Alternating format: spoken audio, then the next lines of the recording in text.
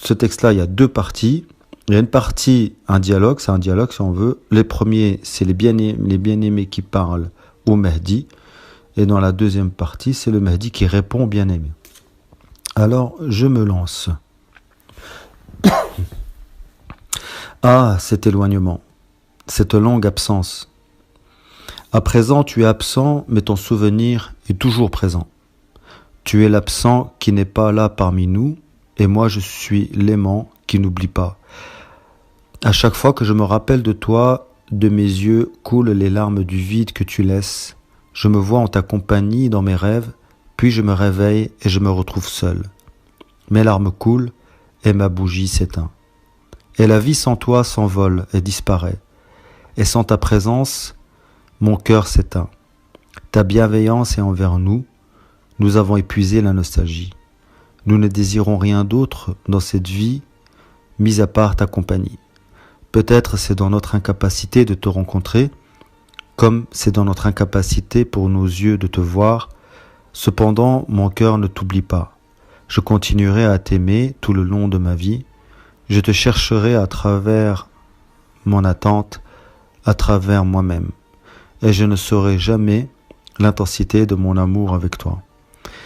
Où es-tu celui qui est absent? Où es-tu celui qui est absent? La durée de ton absence est excessive. J'essaie de trouver des moyens pour parfaire mes rappels envers toi. Je ne me sens pas capable de dormir et de me réveiller pour ressentir en mon cœur toute cette torture. Mon cœur qui est dépendant de ton amour questionne « Où es-tu » Aucune réponse ne vient. Alors la douleur s'accentue pendant cette absence. Et s'accentue mon isolement parmi les proches. Demande au destin pourquoi celui que nous aimons tant a choisi l'absence aussi longue. Ton absence, mon imam, fait que ce monde est vide. À chaque fois que je vis ce manque, mon état s'empire fortement. Ne fais pas perdurer ton silence alors que tu sais que tu es la personne que nous chérissons le plus par ces mots. Nous t'attendons en dépit de cette longue absence. Nous t'attendons en dépit de ce grand vide que tu laisses jusqu'à ta proximité. Même si tu es éloigné de nous, tu ne l'es certes pas de notre rappel. Je continuerai à réclamer ta compagnie, je rappellerai la douceur de ta fraternité et de mes yeux auront toujours ce regard aux aguets. Et mes yeux auront toujours ce regard qui sont aux aguets. J'aimerais t'informer à partir de ce moment que je me souviens de toi, que je patiente dans l'attente de te voir, tu me manques beaucoup et dans toute cette dévotion, je t'aime beaucoup.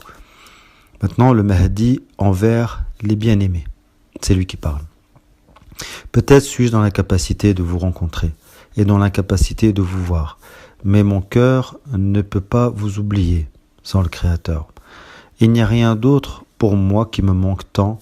Je me souviens de vous et vous me manquez aussi, et j'écris sur ces feuilles, cet éloignement est insupportable.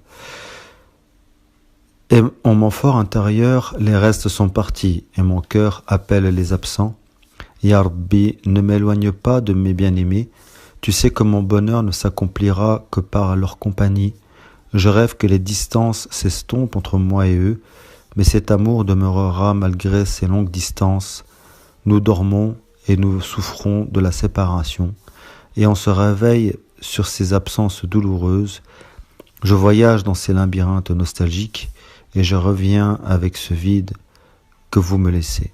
Je t'ai perdu aujourd'hui, peut-être dû à des mauvaises choses, mais vous resterez toujours ceux qui allument le nord de mes paroles.